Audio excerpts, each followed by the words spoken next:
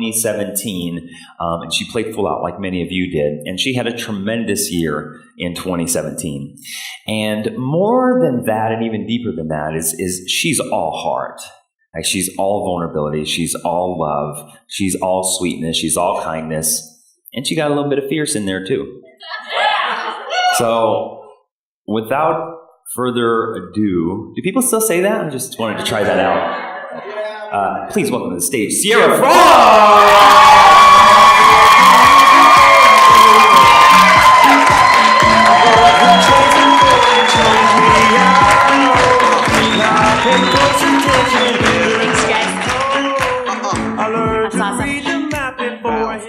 Thanks, Daniel. You know what? I have to say, I am so inspired, and it's incredible how you guys have shown up and really owned this and gone all in, and the depth of your vulnerability is amazing. So thank you for that gift. And I want to ask your permission during the next 12 minutes that we have together. Are you willing to go that deep and practice that much empathy with me now? Okay. And so to drop into that quickly and quietly, just turn to your neighbor. If you're willing, put your hands on their shoulders and look them in the eye and take 2 or 3 deep breaths together and keep that eye contact. That's right. I got no one. All right, well, there you go. Yeah. Everyone's got someone in this room, I guarantee it. That's right. So what's happening right now as you guys are looking at each other is you're experiencing what humans are biologically and historically wired to do, and that's to connect, to empathize, to have compassion for each other. You've done way more than 2 or 3 breaths, you guys, come on. I know you're in love with each other, but this is my time. You guys are awesome. So we all have at least one thing in common in this room, and that is that we have goals and we have dreams and we want to do better and we want to be better, right? And along with that comes internal blocks, and we all have a story of adversity. And my story of adversity started in Homer, Alaska, where I grew up in the middle of a spruce tree forest. And when I was a very small child, I loved going out in nature. I had mud holes and uprooted trees that I would climb and like moss blankets, and I was really blessed. But what I really loved doing was I would take my trolls and my Ninja Turtles. I had an older brother. I didn't have any Barbies. Ninja Turtles and dolls and stuffed animals out. And they would interact, and they would have these human connections. And they didn't just last for like an hour. They would go for like weeks at a time. Think like soap opera, drama, saga stuff, right? Yeah. And we all do this. We all are small children, and we study the world, and we figure out how our model is. And that carries on for a lifetime, unless we come to an event like this and we choose to change it. And I was really thrown in to this at a very young age because of the dynamics of my family. So when I was 2 years old, that was the age that my grandfather started to molest me. When I was 4 years old, that was the age that I was late for bed, and my mom said, "Hey, what are you doing?" And I said, "Oh, me and Grandpa were playing this game."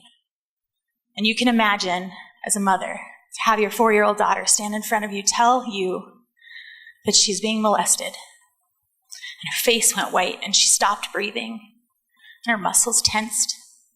She probably shook like I am right now.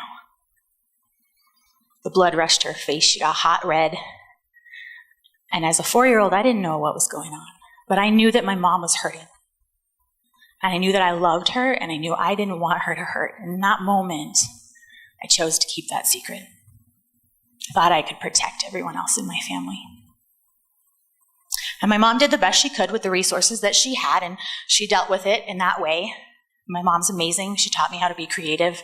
She taught me service, which are incredible values to me. The problem was she also tried to protect my family. She just dealt with it directly and figured that it was done. The problem was that it wasn't. It kept happening until I was almost 12. Almost a decade. Now we all have this model of the world, right? And so for a decade, I believed that I was not valuable. I internalized that I did not deserve to be safe. I thought that I wasn't worth protecting. I thought that I didn't have control over my body. And not only that, but my body was a weapon to be used to hurt the people I love the most in my life. You ready to take a deep breath?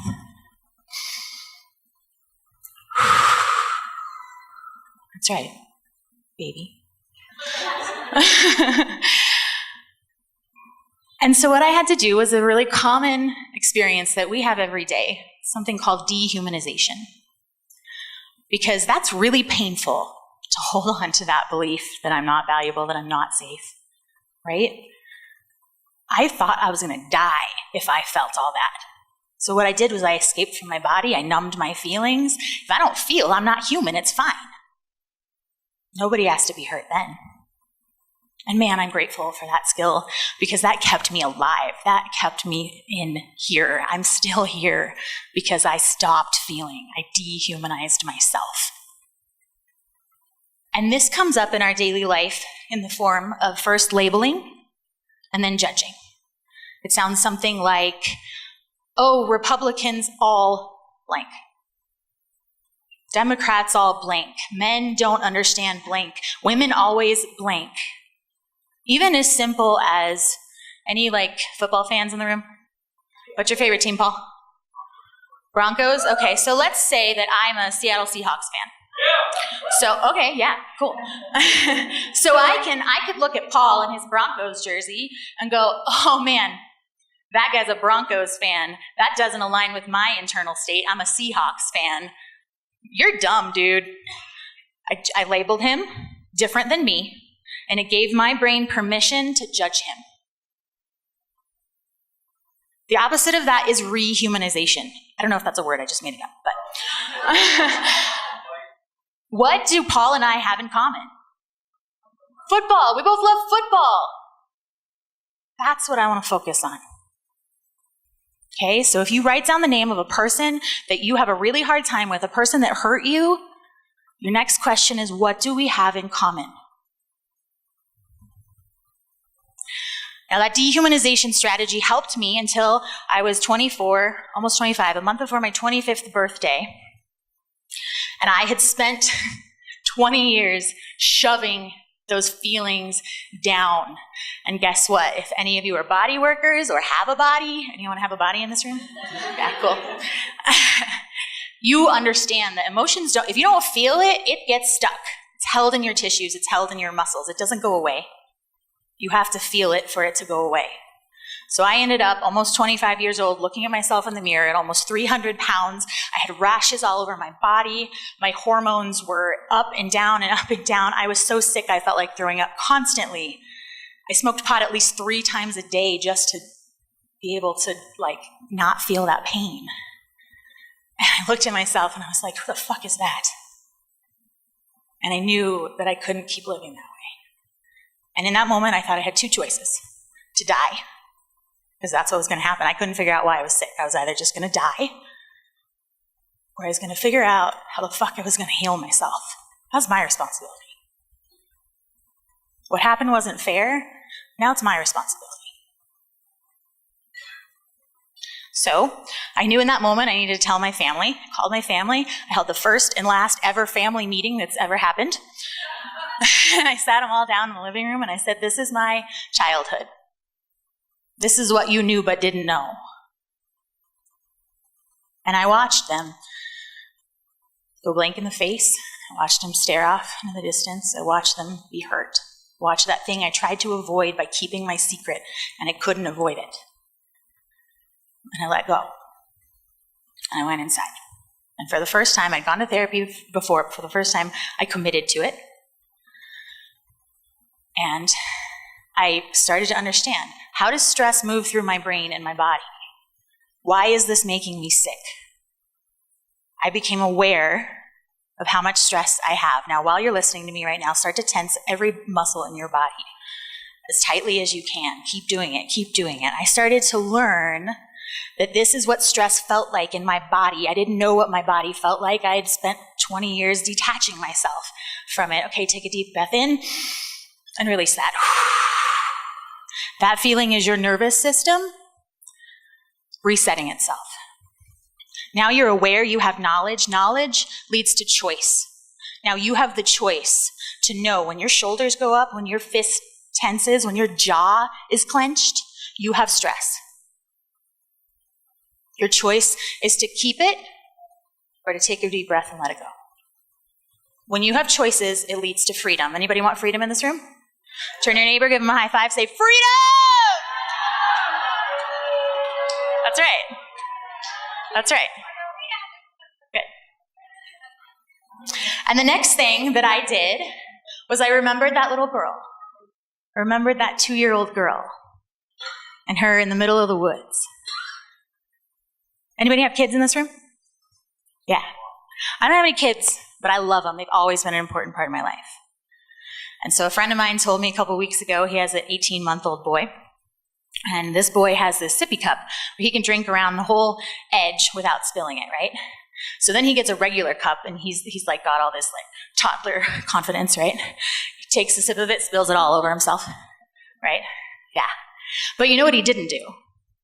He didn't wait and ask, am I valuable enough to have this water? Do I deserve it? Do I have the skills to actually do this without spilling it all over myself? He wasn't scared of failure. He didn't say, this cup looks different. Do I really belong here? He just said, that's what I want. And he went for it. So when I grow up, I mean, don't get me wrong, I have adult mentors, but that's not who I want to be. Who I want to be is that little girl with that playful curiosity. So you guys, you have to rehumanize yourself and whoever the they is that hurt you. Learn about your brain and your body, because knowledge leads to choices, and choices leads to what? Freedom! What? Freedom! What? Freedom! That's right. Tune in and find that inner child and go after what you want with a playful curiosity. And if you spill all over yourself, you're just drinking from a different fucking cup. Look at the cup and figure out what you did wrong and try it again. That's all it is. Or I wouldn't be standing up here today. Let's go have the greatest year of our lives, okay?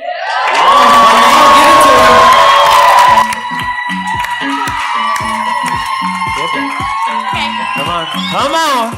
Give it to her.